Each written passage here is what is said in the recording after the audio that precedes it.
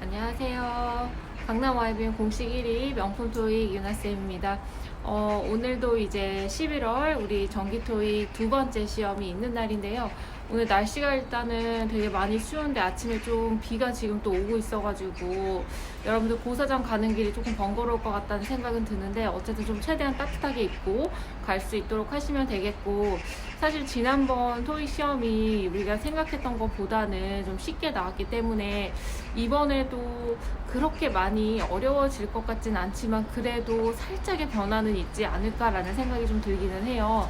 그래서 어휘 문제나 이런 부분이 조금 난이도가 올라간다거나 그런 부분이 있을 수 있을 것 같은데 여러분들 꾸준히 단어 외우고 그랬으면 크게 문제는 없을 거라고 봅니다. 어쨌든 항상 얘기하듯이 여러분들 실전이 모의고사 볼 때보다 사실 조금 더 긴장이 많이 되기 때문에 점수 차가 좀 큰 친구들이 있는데, 그럴수록 LC 같은 경우는 파트 3, 4 할 때는 그거에만 온전히 조금 집중을 하실 수 있는 게 좋을 것 같고, 그 다음에 여러분들 파트 5 같은 경우는 이제 보통 파트 1, 2 디렉션 나올 때 문제를 풀게 되잖아요. 그러면은 그때 문제 푸실 때는 바로바로 그냥 정답인 건 마킹 바로바로 처리하시고 정답 몰아서 마킹하지 않도록 그런 부분 조금 주의를 하셔야 될 것 같기는 해요. 그래서 그 부분 조금 잘 시간 관리하셔서 해주시고, 일단은 뭐 파트 5 같은 경우는 간략하게 한번 정리를 해보자라고 하면 우리 그 부사의 특징을 조금 알아야 될 것 같고요. 부사는 늘 나오기 때문에 우리 보통 조동사나 동사 원형이 같이 있을 때 그 사이가 원래 붙어서 가잖아요. 그죠? 그래서 뭐 can purchase 이렇게 나온다고 하면 can하고 purchase 사이가 비어져 있을 수 있어요.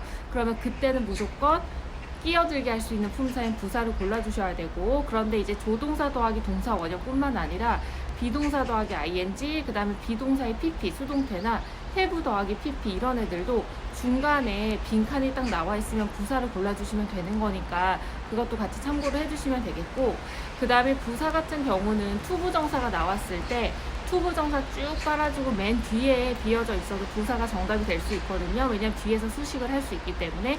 그래서 그런 부분, 그 다음에 혹시 동명사 나오면 동명사 앞에 수식어 자리다라고 하면은 절대적으로 부사를 골라주셔야 돼요. 형용사를 고르시면 안 되고. 그래서 그거 머릿속에 정리 한번 해주시고, 그 다음에 이제 여러분들 그 투부정사 나왔으니까 잠시 살짝 얘기하는 우리 in order to 이런 애들, 그래서 그 뒤에는 반드시 동사 원형 고를 수 있어야 되고, 해석도 뭐하기 위해서도 해석이 된다는 거, 그리고 투부정사 용법이랑 뭐 enough 투부정사 이런 것들도 같이 참고를 좀 하시면 그런 애들이 취할 수 있는 품사. 그래서 뭐 예를 들어서 to 뭐뭐뭐 투부정사 나올 때 to하고 to 사이에는 형용사랑 부사가 또 들어올 수 있는데, 중요한 건 여기에 무슨 품사를 쓸지는 이 to라고 하는 앞에 있는 동사가 결정을 해줄 거예요. 그래서 그 동사가 대부분 이형식 동사, 특히 비동사가 좀 많이 나올 건데, 그렇게 되면 형용사를 정답으로 골라주신다고 생각하면 되는 부분 참고해 주시면 되겠습니다.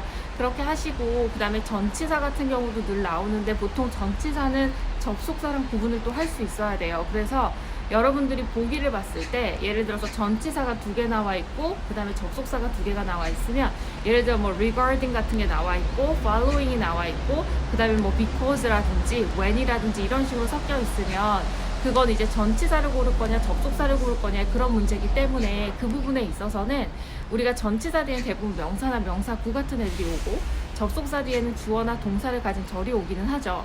그런데 기본적으로 우리가 한 문장에서 동사 개수가 만약에 2개가 보여요. 그러면 무조건 접속사는 하나 있어야 되기 때문에 그렇게 해서 문장 구조로 볼 수도 있으니까 참고하시면 되겠고, 그리고 전치사 중에는 왜 이렇게 좀 되게 화려한 전치사들이 있죠.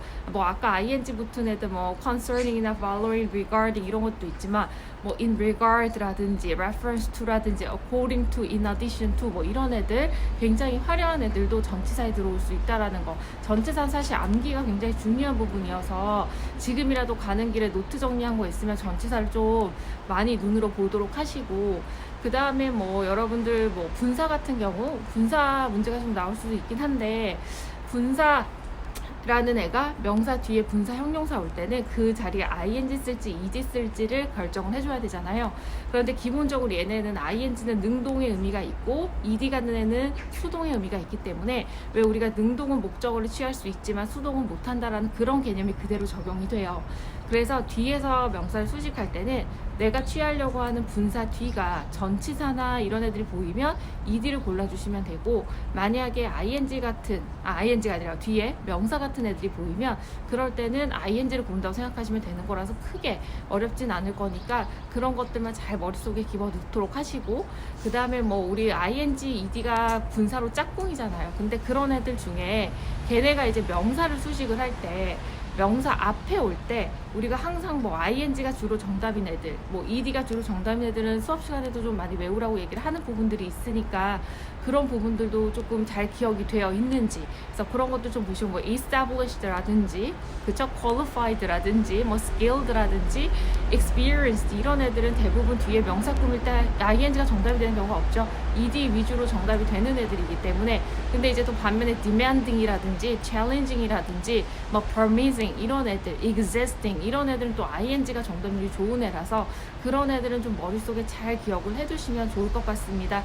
어쨌든 날이 추운데 끝까지 시험 집중하실 수 있고 몸 따뜻하게 하셔서 오늘 11월 2차 시험 잘 보시고, 아마 시험이 끝나고 나면 또 유튜브로 총평이 있을 거기 때문에 거기서 여러분들 오늘 전체적인 난이도하고 그 다음에 문제 그런 것들 좀 보실 수 있으실 것 같아요. 당연히 수업 시간에 또 이제 오늘 했던 문제 위주로 또 나가는 것들이 있을 거니까 어쨌든 오늘 지금까지 공부했던 거 그대로 잘 반영할 수 있게 긴장하지 마시고 끝까지 화이팅 하길 바라겠습니다.